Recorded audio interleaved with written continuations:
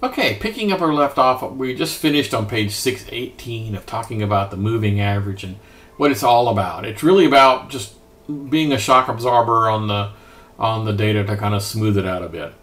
The next couple we're going to talk about, I'm not actually going to demo them. Okay, they're in the book. You can kind of follow along, but I want you to kind of talk about, and so you know enough about how this thing works to be able to make sense of it. But I'm not going to demo it because I don't want to get into the weeds, because just like the financial functions, if you really were going to do this in a spreadsheet, I would definitely go look at the help file to remember how to do this. I would never commit this stuff to memory, and I'm not about memorizing stuff, particular formulas in Excel. So I want you to know the big picture. So the first one they talk about is normal distribution, page 620.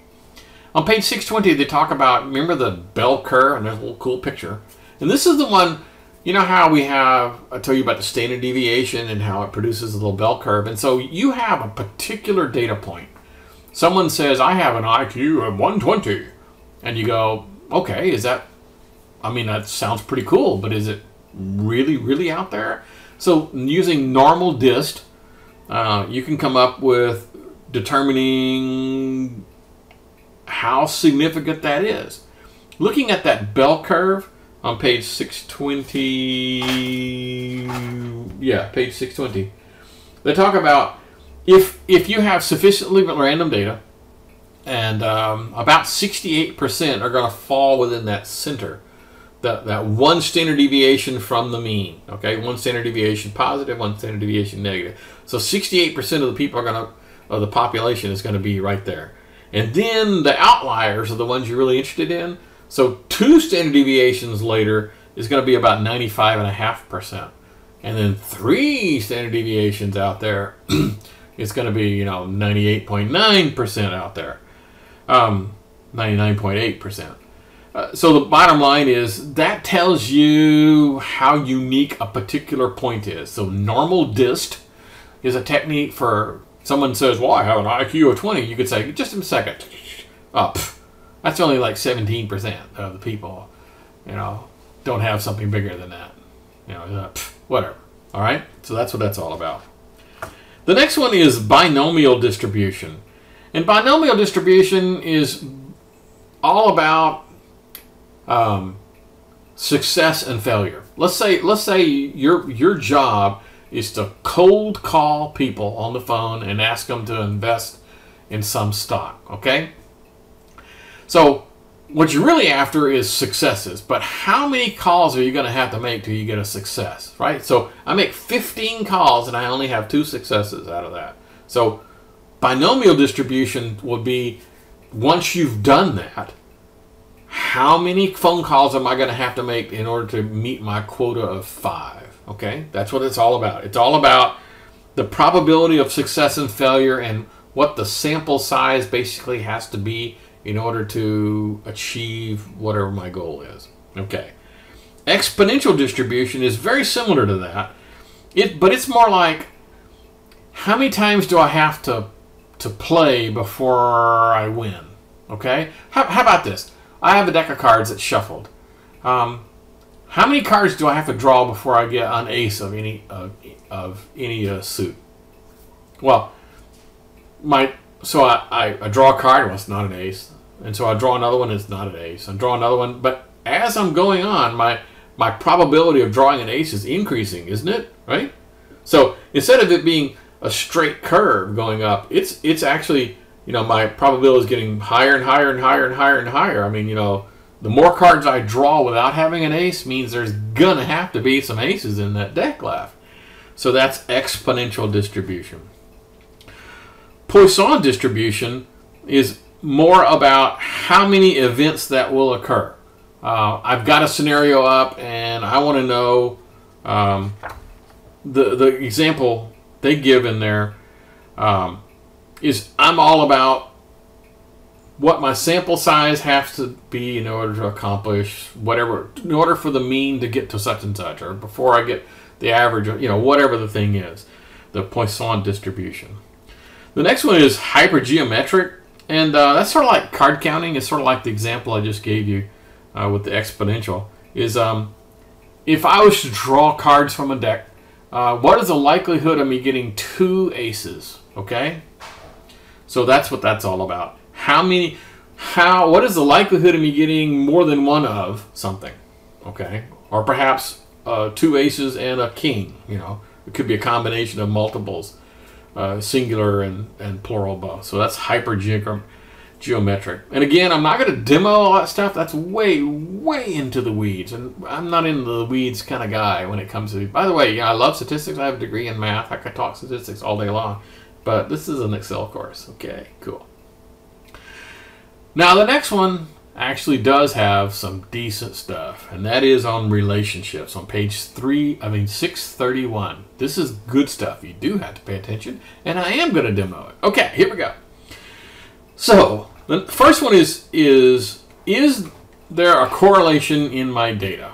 Does one thing have... So here we go. Here is the age of person and how much stuff they bought at my store. Okay, I happen to have their ages. And what I want to know is there a correlation between the person's age and how much money they spent? Is there a correlation? Well, let's go find out. So the first one is called covariance. And the covariance guy designed to return a number that tells you whether or not there's a strong correlation. So, okay. So, and there's an S and a P version, so we're going to use the S version because we're doing samples. And so, what is the array of whatever you're doing? Now, oddly enough, in this world, it doesn't matter if age is affecting price or price is affecting age.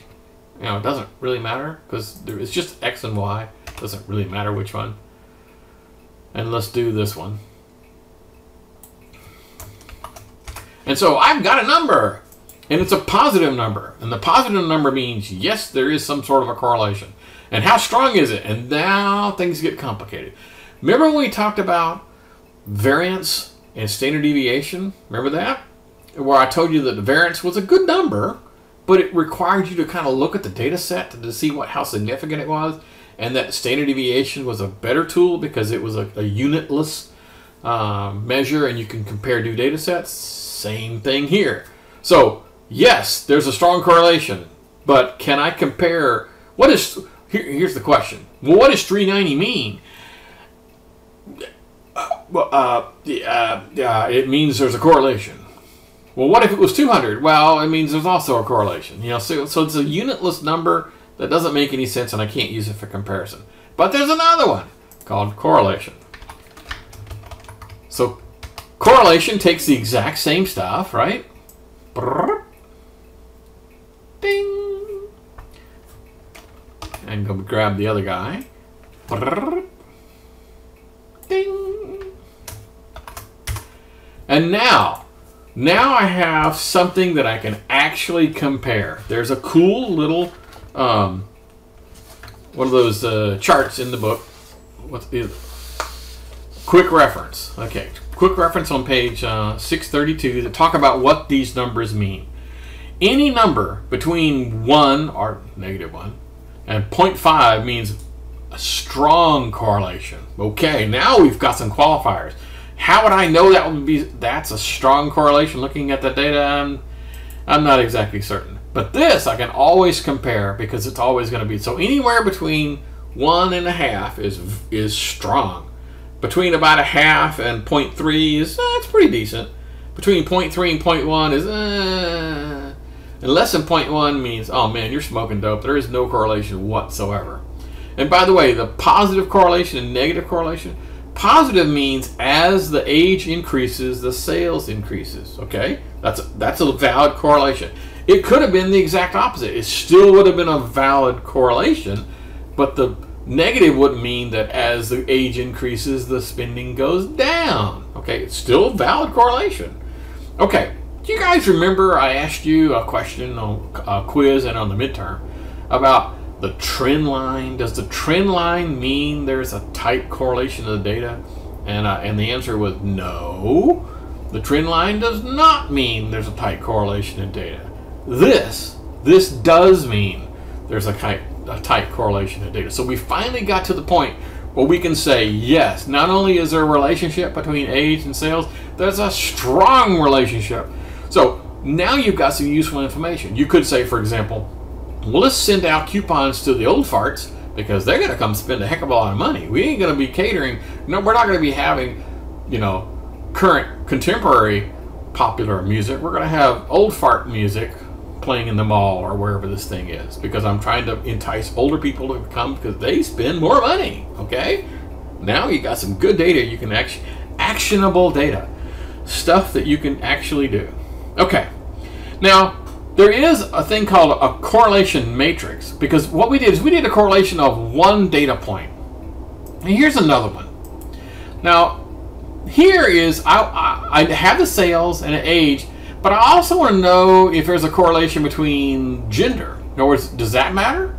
Now, when doing statistics on an Excel spreadsheet, I have to use a number. Okay, I cannot use MALE and FEMAL. Can't use that.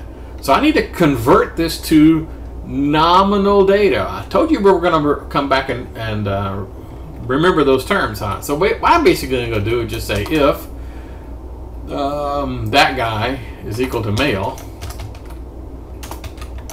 then 1, otherwise 2. Now, why is it 1? Who cares? It's just a number. It doesn't mean anything, except I need it to be numbers so I can use my correlation matrix. Okay, that's all that it means. Okay, now the correlation matrix, I could do this by hand, but hey, we got this cool little thing over here called the analysis tool pack. Let's use that instead. Okay. So there's a correlation. So I'm going to pick my input range, and I'm not going to pick, I'm just going to pick these guys, okay, my input range. And I'm including the headers just to make this thing easier. And I have to tell it that I have letters. Where do you want to put the output? Well, let's just put the output right over here in the corner. Okay, we're ready to hit. Boom. And what that basically has done is it's told me here is the correlation between all 3 of those things. So that, for example, there is a high degree, the highest degree of correlation is between sales and gender, not sales and age. Now see, that was a pretty doggone cool thing to know. For example, now you know that it's the males that are spending, or whichever, you know, stop and think about which one is which, but okay, let's just assume that it's the females that are spending more. So now you know it's females and old farts. So that's how you want to target your audience. So the least is the, well, who cares about the correlation between gender and age? That's irrelevant, right?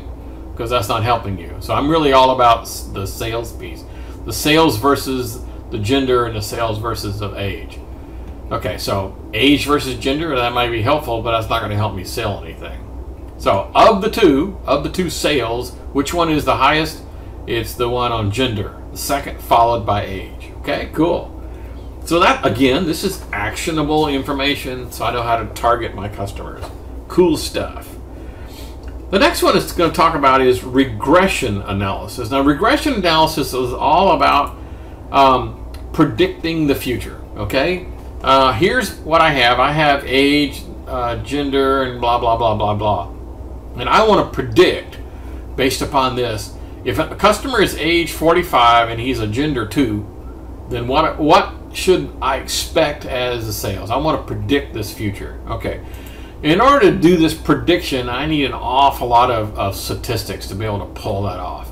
So here's some cool stuff. So in here is, excuse me, there's regression. Actually, before we get started, this is a good place to stop for the 15-minute mark.